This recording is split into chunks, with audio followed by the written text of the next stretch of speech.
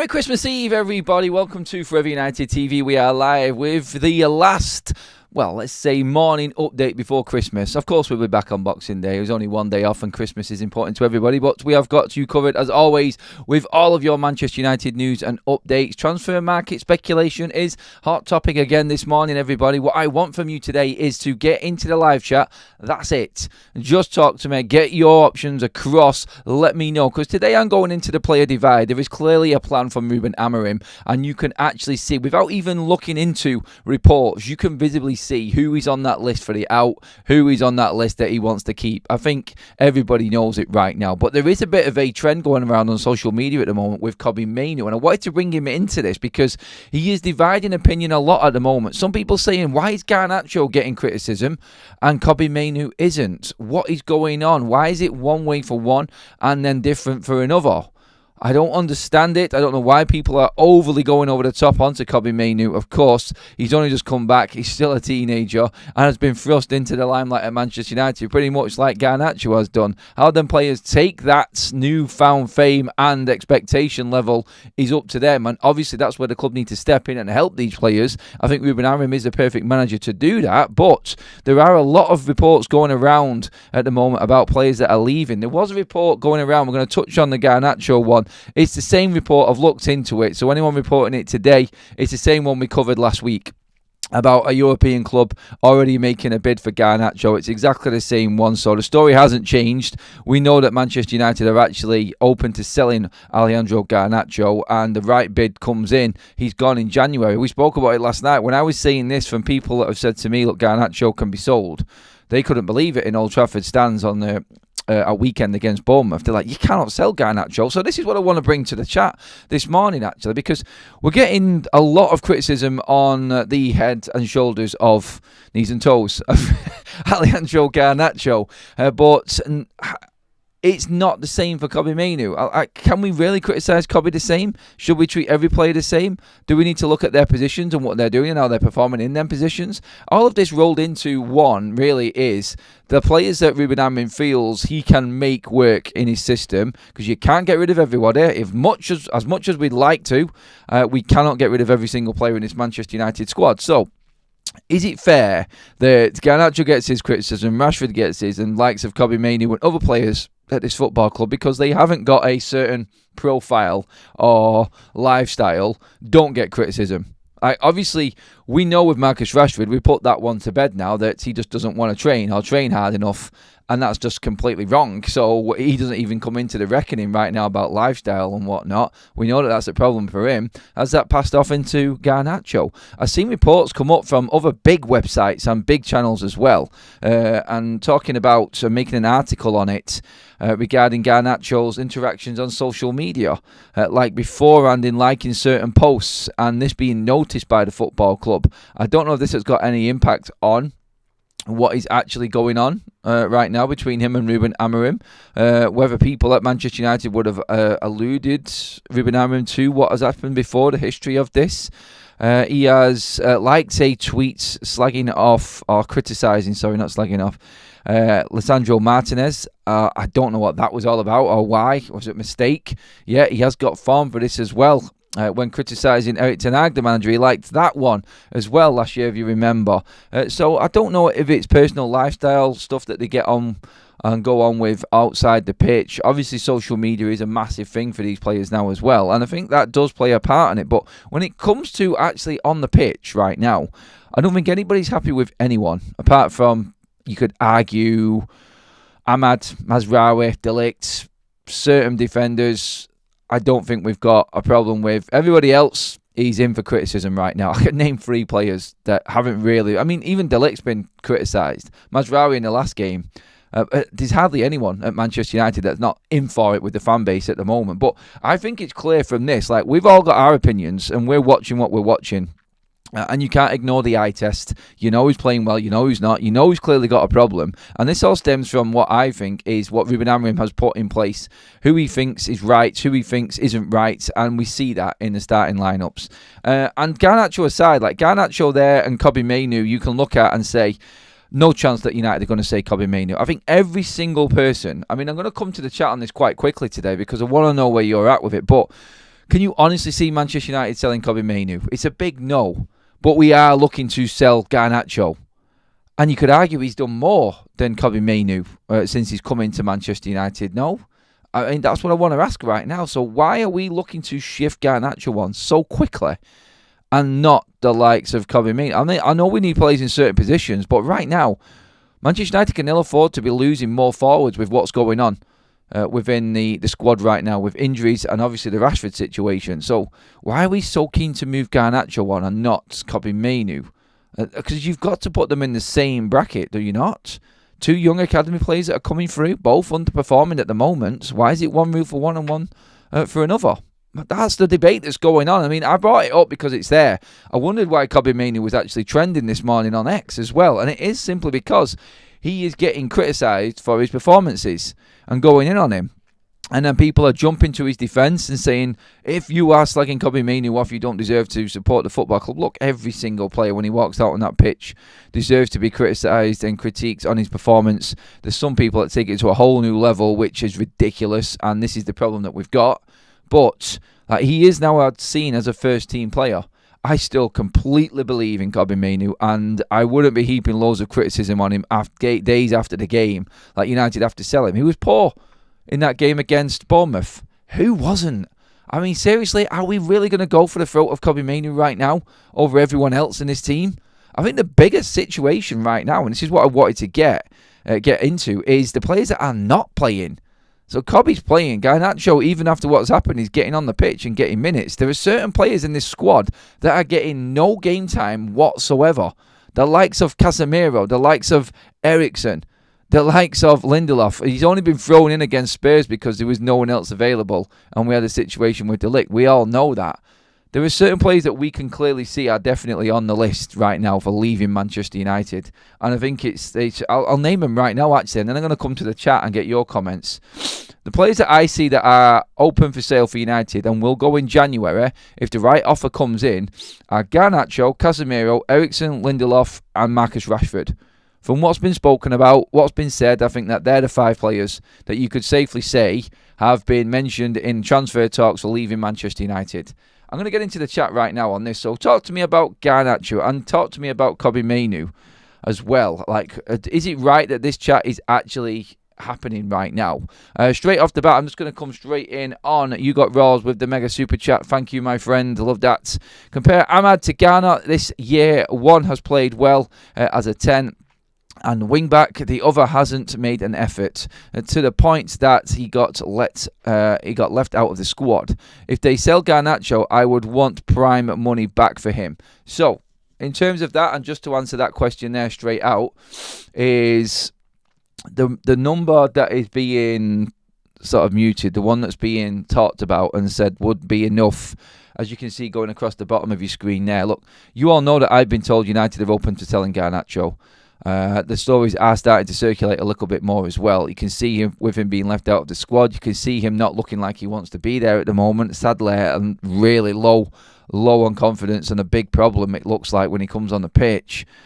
But 60 million apparently is the fee for Garnacho. Honestly, right, if you're getting 50 or 60 million, do you reckon that Garnacho would get up to anything higher than that in the rest of his career playing for Manchester United under Ruben Amorim? And by that I mean, he isn't flavour of the month right now for Ruben Amorim. Does that mean that, and this is what I wanted to bring up, and just again, when you look at what Ruben Amorim's doing, do you feel like he is going to get any more expensive? Is he going to gather any more value from where he's at right now? Because I don't see him getting the amount of games that he wants. He's not going to play wired out on the wing with Ruben Amorim. He doesn't like this system. So if 60 million comes in now, do you have to think, okay, he isn't going to be that player that's going to gather value? Is he at his max right now, where he is? Sometimes you need to look at everything that's going on. Analyse everything in one. What's happening, the change of manager, the change of system, Garnacho not fitting in this system. Do we hold on to a player in hope that he can change? Because you've got different levels, and it's why I wanted to talk about You Got Raw's super chat right there. If you compare Ahmad to Garnacho right now, you've got a player that is adaptable and is the quality of Manchester United, and one that's fallen off in the new system, and he's followed Marcus Rashford. That's clear. So where I like Garnacho, I would want him to stay and improve. Do I think he will improve? Do we have to make a cutthroat or bullish decision, a brave decision in selling one of Manchester United's young prospects now because we think that he's going to max out at this level now? That's where Manchester United are at. If you're not going to be able to use him, you sell him. Is that not logical? It's a tough decision, but that's what I wanted to ask you guys. MB Creator says, Garnacho and Kobbie Mainoo should not be in the same conversation. Oh my God, Nacho came into the first team with a bad attitude, thinks he's better than he is, and isn't ready to learn. Mainoo is none of the above. That's an opinion I wanted. I want people to talk more like that, like MB. Get your honest opinions in, everybody. Merry Christmas, DJ John T as well. Merry Christmas, everybody. Hope you're doing well. Hope you're fully prepared for tomorrow. Agreed, every player should be criticised for or praised based on their performance. I'll tell you why, because I think a lot of people believe in Kobbie and see him as having a higher ceiling than Garnacho. Have we seen more of Kobbie Mainoo than Garnacho in the time that they've been playing? Or is this just a attitude problem situation? Do people look at the squeaky clean Kobbie Mainoo off the pitch and not be deterred by that and think, he's knuckling down, clearly? Should we be judging lifestyles? Like, lifestyles do have an effect, and we've got proof in that in Marcus Rashford's that it's clear for everybody to see has worked against him. So maybe this is why Man United fans are scared as to what Garnacho is going to be like going forward. I'm just putting it out there. I'm not saying it. I did say it, but I'm just putting it out there for your opinions. Is this why? I'm asking the question, really. Is this why we are a bit concerned about Garnacho more than Kobbie Mainoo? I don't know, but you tell me. The problem with Garnacho, his attitude, he's got an ego like he's the new Ronaldo, but plays well once in 8 matches, scores a worldie once in a blue moon, leaked the team as well, online behaviour too. I don't know if he's leaked the team, that was cleared, MH. Other points that you made in that comment, I can see what you're saying, I can see why you might have that opinion. Amorim has ruffled a few feathers, and a lot of those players are now fearing for their careers at United. I mean, yeah, I see that. I definitely see that, Welsh Red. I think this is everything that Manchester United wanted, or the fans wanted anyway. We wanted to see these players actually start to worry and be concerned like Manchester United players should be. And, yeah, and how much? Yeah, I mean, when you look at a fair point there that Kaz has just put to me, actually, on that one. Garnacho does have a baby.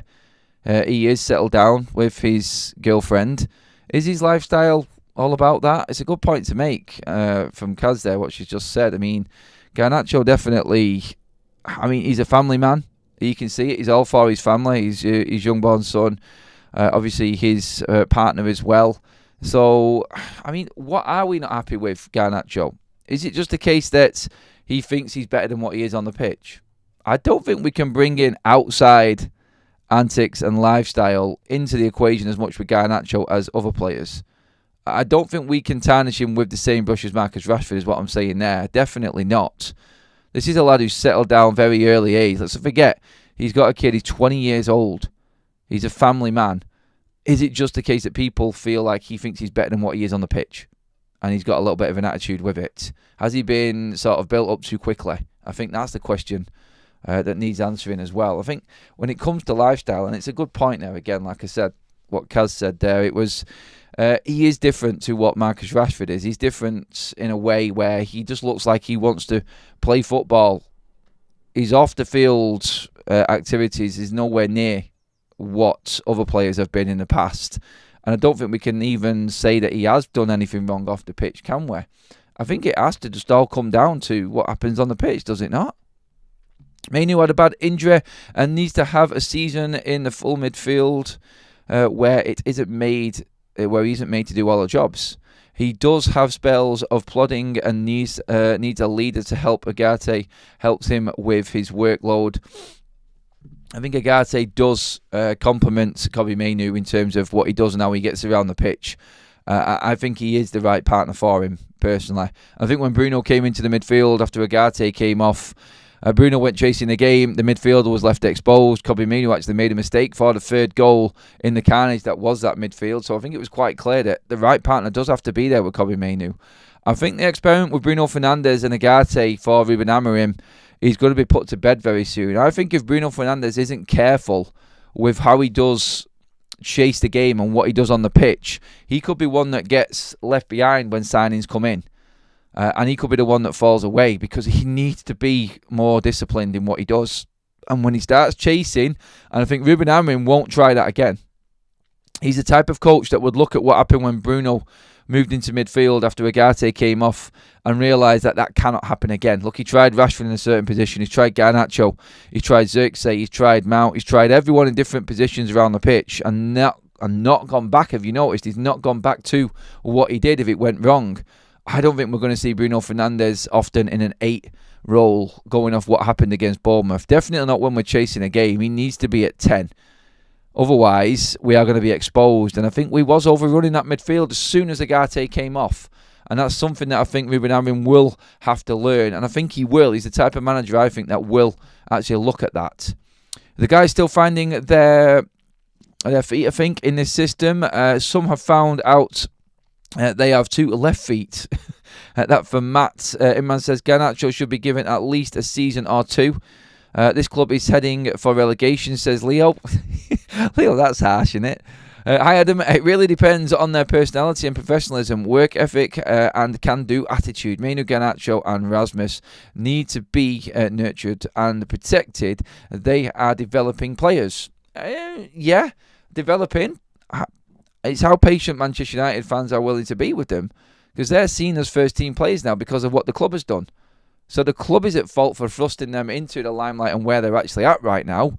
And the reality is they should be just waiting on the bench for their turn to get on the pitch. Morgan says, unless there is a decent offer for Nacho, then Nacho must go on loan and then re-evaluate at the summer transfer window. Well, that would be just suicidal, Morgan, would it not? You cannot loan a player out and not bring anyone back in to replace him. Whether you like Garnacho or not, he is a player that Ruben Amorim is going to need if no one else can come in. There's not a chance in hell that he can go out on loan, because that would mean that you cannot bring anyone else in. So definitely not. If he's going, he's going. It's as simple as that, I feel. I saw the Kobbie Mainoo witch hunt coming a mile away. No surprise to me. He's being misprofiled, in my opinion. He's not a number 8. He's going to get the Pogba treatment. It's so obvious. I don't know if he's going to get the Pogba treatment. I don't think it'll be that bad. But I always said Kobbie Mainoo. I mean, I watched Kobbie Mainoo before he broke into Manchester United's first team in the under-21s. And he was always a 10. That was his position. He was always a 10. 8/10, but predominantly further up the field. And that's where we've seen Kobbie Mainoo's best games and moments. Picking that ball up in situations, being good on the ball and close touch, strong, low centre of gravity, hard to get the ball off, wins fouls, gets you free kicks in that final third. Always got that creative spark and goal threat in him that can actually cause issues for defences.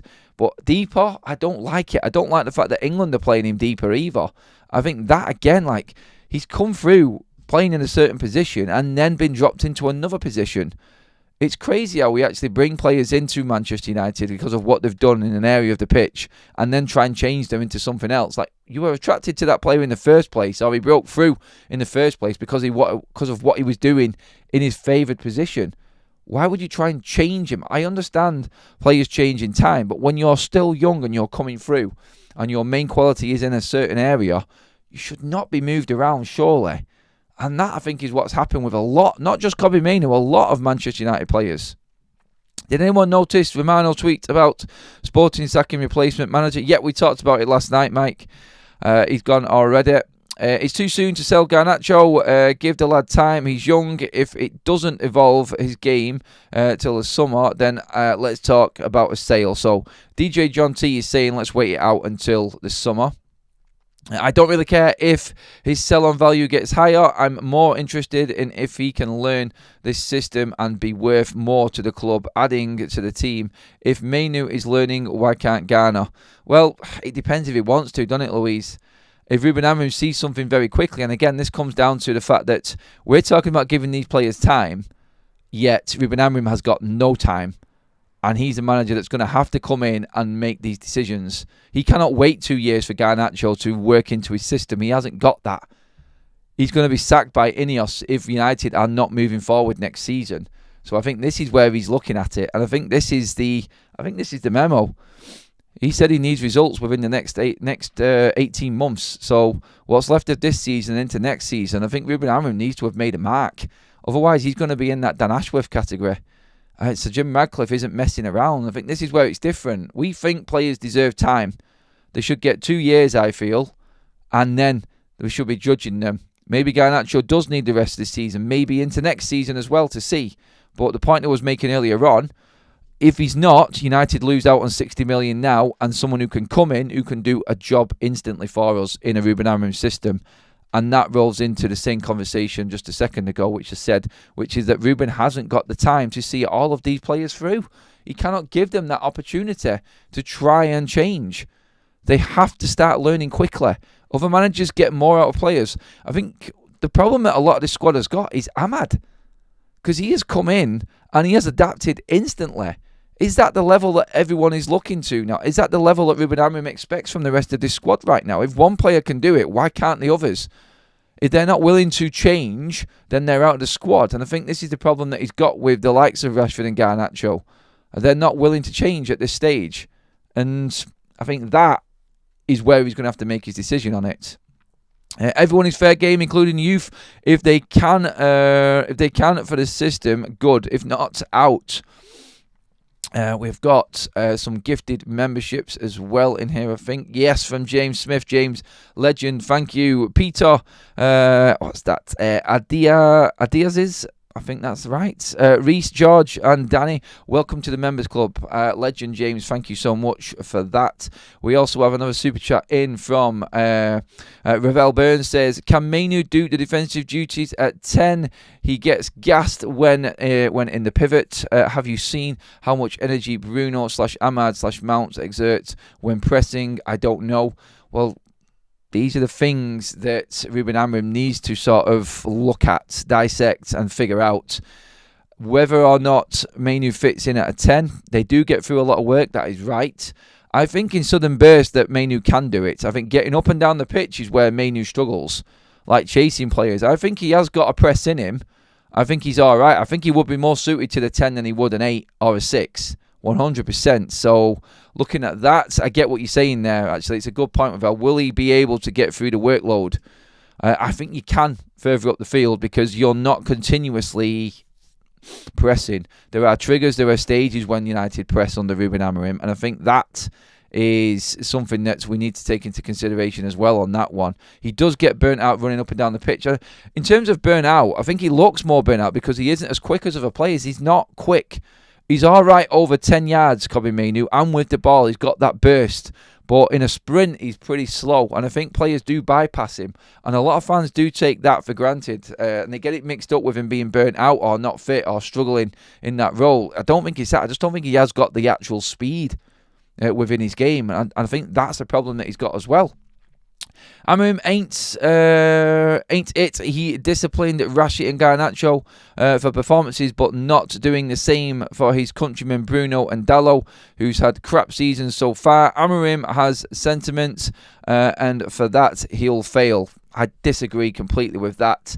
I do believe that in these early days and what he needs, he has to at least have players that want to work hard, and Dalot and Bruno will. We can talk about quality all we want. The fact that Rashford and Garnacho don't want to work hard is why they're out of the side. Let's give Ruben Amorim his transfer windows and then judge him on the likes of Bruno and Dalot, because they will run all day for him. They have got their qualities within their game. Yes, they're playing bad. I agree with that. But I think what he's doing right now in just his first 8 or 9 games, he's trying to find out who will actually work for him. And if players aren't working, I'm sorry, they're bottom of the list. And now that Mount is out, Rashford doesn't want to play, Garnacho is an issue, Bruno is going to keep on playing. You're going to have to deal with it. And Bruno has got an engine. That's one thing we cannot disagree with or disagree about. Everyone knows that Bruno has got that engine to get up and down the pitch. I do believe that Bruno will eventually be phased out under Ruben Amorim. I do. But right now, this early into his time at Manchester United, he needs players that are actually going to want to work for him and play the system. And there's a pecking order. Yes, Bruno, I think, isn't performing. Dalot is definitely not performing. And when better players come in, I don't think them players are going to be playing as much. But he has to look at what's working and what's not on the training ground. And if they're not going to train well, then I think that's his first point. I mean, don't get me wrong, like, I'm not all for, like, everyone who trains well is automatically going to train, is going to work well on the pitch. There is a history within the Premier League, and even at Manchester United, with players that didn't actually train that well, but then on game day, they were massive, and they definitely worked on game day. Some players just aren't as good at training as others. I'm not fully on that. I mean, that's Ruben, and obviously that's how he likes to work. So if he's got players that aren't on board with him, they're at the top of the list. Players that are on board with him, even if they're not as good, then they're probably higher than them players, and that's the rule he's making. I do believe that when changes come, players come in, I think other players will be fizzed out, and I think that's how he will operate. But right now, it's needs must in it for him, I think, more than anything. Let's just see what else we got here. But Adam, I listened to how Amorim speaks about Ghana. He clearly thinks he can improve and be coached. It's very different to how he speaks about Rashford. Well, he's actually said that he thinks Rashford is a quality player as well, hasn't he? Honestly, I like Garnacho, yes. How long can we wait, though? Again, no. It's like what you say, Louise, there. Yes, he talks about him in a certain way, but talk is cheap. We know this. Ten Hag did it for 2.5 years, and we got absolutely nowhere. Yet we can cling on to the hope that these players have got these moments in them, but consistently none of the players in this squad right now are good enough for Manchester United. And then we have to look at value. Sadly, the recruitment has put him in this spot right now where he's having to look at Garnacho as a possibility to make money and bring in a player instantly that's going to work for him.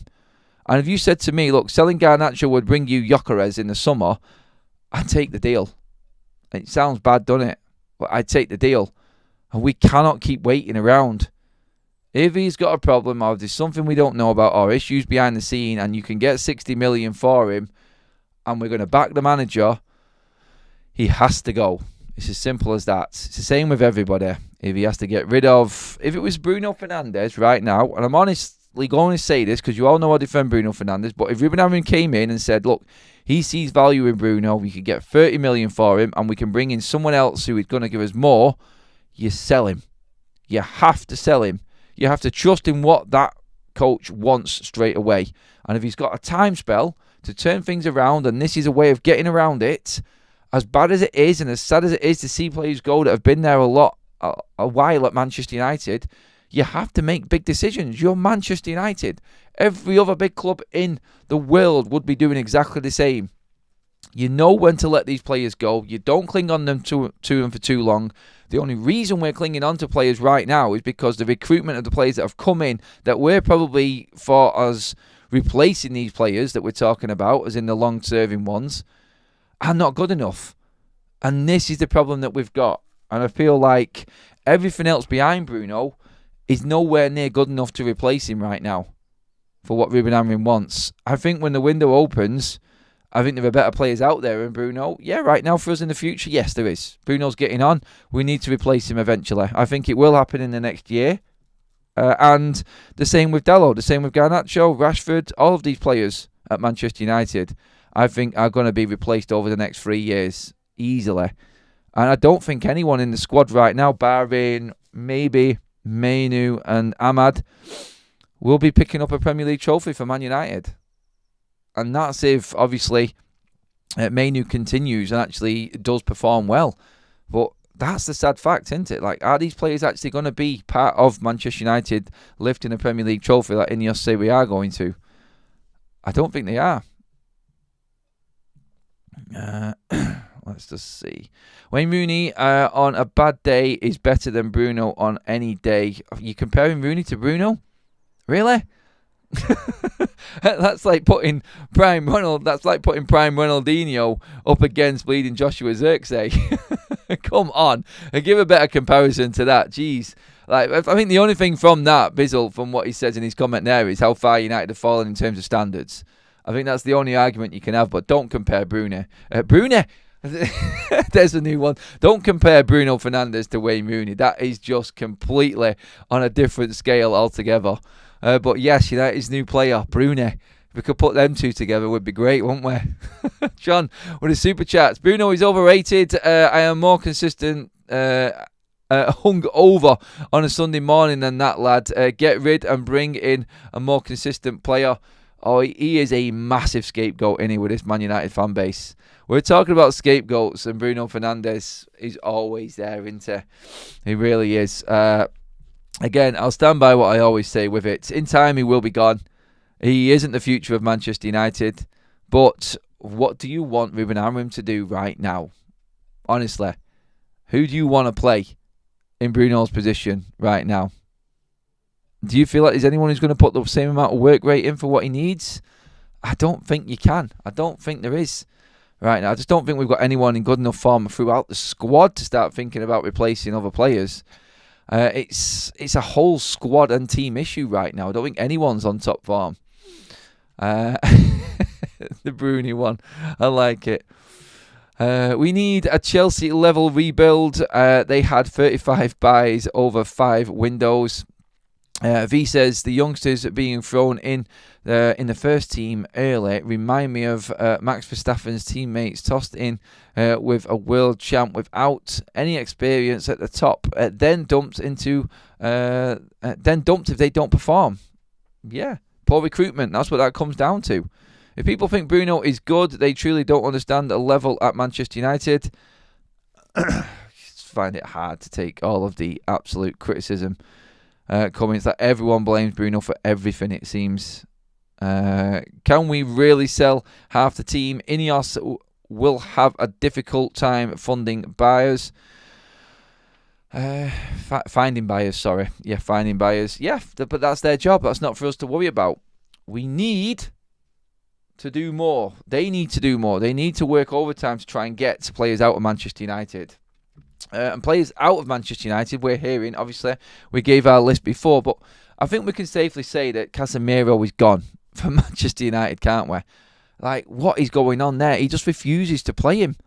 You've got a midfield that you need energy in. You've got a midfield there that is being overrun at times. Like, players are playing more games now. Like, we wanted to see less rotation, but an area of the pitch where you'd think you'd see a little bit of rotation would be in midfield. And you've got Casemiro there, a world-class operator who's just not getting on the pitch. I'm not saying Casemiro's been fantastic, but let's just look at what we've got in front of us here. If you're going to be bringing in players like Harry Maguire into defence, you're putting Dalot on the wing, you're playing Bruno Fernandes in his position. None of these players have been covering themselves in glory, have they? So when you look at Casemiro, and this is what the point I'm making within the actual show, I think it's quite obvious that Ruben Amorim has already made it clear who he wants out in January. And them players are the ones that I've just named there. Like, I cannot see, if the right bids come in, I can't see United holding on to any of them. Garnacho, Casemiro, Eriksen, Lindelof and Marcus Rashford will be gone from Manchester United if Ruben Amorim has his way, I think, and the right price is there. And it's quite surprising, really, because United have to have someone lined up in January. Like, there is talk about Casemiro wanting out of Manchester United. He's had enough. I mean, to be honest, I think I'd understand the Casemiro one from his side. He's seen other players get in and out and the rotation of everyone else. 6 changes near enough every single game and he's not involved. Like, he could have played against Spurs. He didn't. He was rested. He didn't play against Manchester City. This is the 3rd game in a row where Ruben Amorim has been making big changes and rotating the team that Casemiro has not actually been part of the rotation. And it's strange because he was earlier on. So I look at that clearly and I think it's easy to read Ruben Amorim now and how he actually operates and what's happening. I do believe that Casemiro is on that list. He has to be on that list. There are reports that the Saudis are ready in a bid as well, and he could go, and Casemiro is open to leaving right now. I think it has been made clear that he isn't part of the plans, and some stories are even saying that a 15-20 million bid could be in the offing as soon as January for Casemiro. If that happens right now, you have to accept that. 20 million right now, United cannot turn their noses up at for Casemiro, especially in January anyway. And it is a massive wage off the books as well, which is big for Manchester United. And you only have to add up his wages and what he's on a year, Casemiro, and that tells you where Ineos is thinking. Any transfer fee and his wages gone right now is a massive plus point. It balances books for United overall. And going into June 30th, and when these books have to be balanced, I think Casemiro missing for half a season is definitely actually going to hit that mark. I mean, you only have to look at things that are coming out right now. And James Ducker's report last night about Manchester United's finances and how bad they are. This is the state of play right now. Manchester United insiders believe, this is a report from Ducker as well, Manchester United insiders believe years of underperformance domestically and in Europe are really starting to pinch. Missing out on Champions League again would trigger a 10 million penalty in United's Adidas deal and rob the club of any hefty income stream. Again, like no Champions League football. That says everything. Manchester United's latest transfer debts the money that's still owed to other clubs. I got tongue-tied then, sorry. For deals stands currently at £331 million, the highest it's ever been, almost doubled in the last 2 years. So United, really right now, last 5 years, have spent 1.1 billion on players. That's how bad the situation is right now. Manchester United's full accounts for last season revealed the clubs have reported losses totalling 358 million before tax for the last 5 years, largely as a consequence of heavy investments in the first team squad, with more than 900 million spent on new signings during that time. Ouch. $1.1 billion, so 900 million quid spent on players. And it was quite a damning report last night from James Ducker from The Telegraph. And he's talking about, and Casemiro is part of this, like the investment in Casemiro and the wages he's on. If Manchester United don't get Champions League football, it's going to keep spiralling. And eventually, it has caught up with United. The financial fair play side of things and everything else that the Glazers just absolutely ignored and just went full on commercial mode, making money for themselves, bringing in players through poor recruitment, making it look like they actually cared about Manchester United, investing the money that the club actually made poorly, with the likes of Woodward, Murto and Arnold, bankers with no experience at all of the football side or football running of a football club. Ineos have got a massive task on their hand to try and turn Manchester United around. A huge task. Selling Casemiro, selling Rashford, selling Garnacho. This is all part of the punishment that Manchester United are going to have to make. And some would say it's not punishment selling Rashford right now because he isn't doing much. But when I talk about Garnacho early on, and like Louise made a good point in the chat as well, saying that we could see the potential in Garnacho and Ruben Amorim feels like he can improve him. He hasn't got time. He hasn't got time. Big decisions, and what Sir Jim Radcliffe is saying, I think we all need to prepare ourselves for some decisions and some moves in the transfer market in particular that we're not expecting. Why do we feel like the prices are going up when they shouldn't? I personally feel like we should have waited till the club was playing better then up the prices, but this clearly shows to me that Manchester United and Ineos have realised the trouble that we're in. We're not moving anywhere in that league table right now. As much as it looks like things are getting better, we're not moving. And financially, Manchester United out of the Champions League again is going to slap us firmly in the face. And there are going to be some huge calls. The recruitment has to change. United are bringing in younger, cheaper players because we cannot afford to bring in 4 or 5 superstars like City would probably do in the summer under Pep's new rebuild, like Chelsea have been doing. You know what I mean? Like Liverpool will probably do next summer as well after not spending a lot this summer. But they'd already made their recruitment and they already have their base of quality players in that squad. We cannot afford to do it, sadly. And Manchester United looking at the cheaper buys and cheaper options. So when we're looking at Alphonso Davies on a free, United have to do everything to get him through the door. They're going to have to pay more in wages. They'll be looking to move Casemiro and Rashford on the wages that they're on. And Alphonso Davies on a free transfer, a snip of that wage that they're on right now would be a massive signing and a coup for Manchester United. That's why we're having to look at Diego Leon. That's why we're looking at probably Alvaro Fernandes. Players that are on the last few years of their deals. There's a report about Nico Williams from Athletic Bilbao coming into Manchester United. He's an out-and-out winger. Where I like the player, does he fit the system? I don't know. 2 years left on his current deal. There, he is gettable. He turned Barcelona down in the summer and stayed over at Bilbao. honestly, I just look at all of these stories going around, and the real ones that we look at, maybe 1 or 2 big signings for Manchester United in the summer. The rest, I think, all depends on what Manchester United do in the outs. And if we have to sell Garnacho for 60 million, the club will do it, because we haven't got time anymore.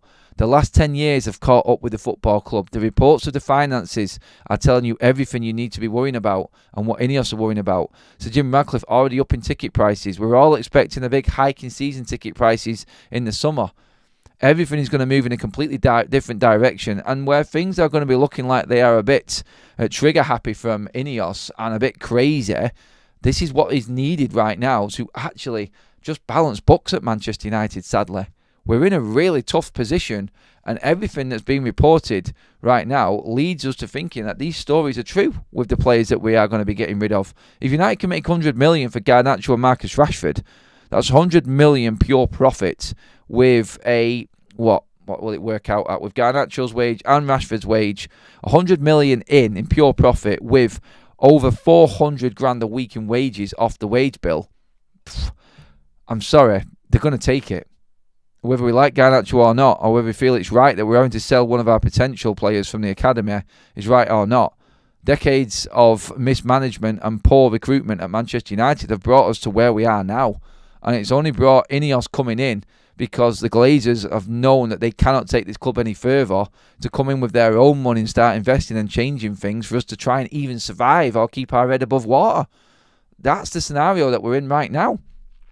Moving out, Rashford, Casemiro and Eriksen in January window would clear so much weekly wages. A good bet Antony leaves in the summer. Also, you add up Casemiro's, Marcus Rashford's and Eriksen's wages there. That's I think it works out at about 850 grand a week in wages, that them 3 players who are not featuring at all for Manchester United right now. And I said this last night, Manchester United can sell 3 players that are not featuring for the football club and clear 850 grand's worth of wages off the wage bill a week. That's 150 grand shy of £1 million a week in wages gone for players that are not playing. Now, does that not shout out absolute carnage to you and how Manchester United have been operating over the last 10 years? That is just ludicrous. It really is. And that is what they're doing. You know exactly what Ineos' approach is here. They're cutting corners everywhere, trying to save every single penny just to make that PSR mark. Otherwise, we're heading into next season on a point deduction. It's absolutely crazy. But when you look at numbers like that, you understand why we're making cutthroat decisions everywhere else. It's a shame, it really is. Garnacho shouldn't be scrutinised, shouldn't be criticised, shouldn't be on that transfer list like he is right now. He has been built up wrongly by the football club and he has lost his way a little bit. I do believe that Ruben could turn him around. I don't think he's got time to, and I think he's got pressure from above that players need to be sold. And he has got market value right now for United. And this is why we are looking to sell some of our academy players. Just look at what Sir Jim Ratcliffe has said. Look at the stories that are coming out. If Rashford doesn't fit, he's gone. Garnacho, gone. 100% profit, 100% profit. Players gone. Big wages gone. Big value to the club. Massive help financially for Manchester United. Then you look at what he said about cutting the academy players. If they're not going to make it, they need to be sold on. 100% profit. More money, more money, more money coming into Manchester United. This is the way it is. This is the way it is at Manchester United right now. And I think we do all just have to realise that they are going to make some crucial decisions going forward. And we're going to have to accept it. We have got ourselves in a bit of a 2-8 and we need helping out of a big black hole. We have dug that hole ourselves, or the Glazers have anyway, and the people that are running Manchester United. But look, we have got a great academy. We have now got a structure in place that is going to work. We can only get better from this point. We can't drop any lower. And don't even come into me in the chat and start talking relegation again. Or saying, don't even tempt it, Adam. But you know what I'm saying. We're almost at the 300 live like mark as well, everybody. Absolutely epic again. Almost 1,300 in the room. Please do give the video a like. If you haven't subscribed already, please do. We are just trying to get as close as we can to that 70k before the year ends. We're giving it one big push before we finish. So if you haven't already, please do subscribe. I'm going to get into some of the comments before we do finish up. A Merry Christmas to everyone in the chat as well. And I hope you are all prepared and ready. We have got content coming tomorrow. We're going to be doing an earlier show today because everybody wants their Christmas Eve evening, don't they? So, yeah, the show is probably going to be, I would probably say early evening, like between 3 and 5 o'clock. I will notify everybody, so please do make sure if you are subscribed, you've got your notifications on as well. We're going to be doing something a little bit different this afternoon. We're going to do it a bit earlier, so everybody's got their Christmas Eve evening to sort out everything, because I know what it's like. It's absolute bedlam in it, so yes. There will be content on Christmas Day. It will be some pre-recorded content as well, because let's not forget, like on, what day are we on today? I always lose track of days when we're actually in the Christmas week. So it's Tuesday today. Thursday, United actually play Wolves, and we need to be looking ahead to that game as well. So the content will continue into tomorrow, but it will be a little different to the normal schedule, obviously. But we are back live later this afternoon, so make sure that you are fully tuned in for that one, everybody. Jay says, I'm praying that Amorim will experiment at some stage with the back... with a back four, that says. The reluctance to be flexible might be a potential undoing. I want 3-4-3 to work so bad, but I'm not sure I see it. That's Jay's. We cannot do that. If we do that, then we're just falling right back into the Ten Hag trap and giving up on a system that has got him to where he is now. That's like me saying again the point I made about a player coming into United because of what he's done before, and then we change him into something he's not. We do this with everyone. The coaches, the managers, the players, everyone. Just stick to what your philosophy is and stick to your system and style. Otherwise, what is the point? Ruben Amorim's been brought into Manchester United because of what he's done before. 3 at the back. It's worked. It's his system. If he cannot do that at United, what is the point of him being here? Seriously, what is the point? That's what we cannot do. It's the same with the players. Bringing in someone who plays in a 6 and an 8 and then putting him in at 10, like so quickly. No, maybe in time they will adapt to that, but play them where they've actually progressed in their career in that position first, and then let's look at it. Let's not try and tweak things too early. I don't understand it. Mr. Sandero says, a total reset was always going to include selling our big earners and high-value players. This is also one of the reasons why we have been playing our youngsters to raise their value and then sell. Morgan says, Adam doing something different, singing carols? No, Morgan, definitely not. No one needs to be hearing my singing voice. I'm good for chants in the stand and things like that. I'm shouting at the pitch. That's about as far as my vocals go in terms of quality. Adam sings a carol all the time, doesn't he, Kaz? Says Lonan. No, I don't. I just lost my screen for a second there. Sorry, I was just about to read a comment out. Where's it gone? I've lost it now. Oh, yeah, Brett says, Forest played 3-4-3 against Brentford. Aine and Williams showed how wing-backs should be. We just haven't got the players for Amorim yet. He needs his team, and then we can really judge the system, I think. Okay, I think we can wrap it up there, everybody. Anyway, thank you so much. That is Christmas evening morning show done. Thank you so much to all the mods and members. Thank you to all the contributors in there as well. I'm just going to read them out, actually, because there was quite a few of them as well today. So big, massive thank you to You Got Raws. Of course, James for the donated members, Ravel, John, and You Got Raws again in there. Thank you, everybody who did donate to the show. New members, welcome. New subscribers, hello, welcome. This is Forever United TV. I'm Adam. Have an amazing Christmas Eve. Go out, get done what you've got to get done. We will be back later this afternoon with a Christmas special, and then it's the big man coming, isn't it? I'm not talking about Big Ron, talking Santa. But that's it for this morning, everyone. Thank you. I'll see you all later. Like, share, and subscribe.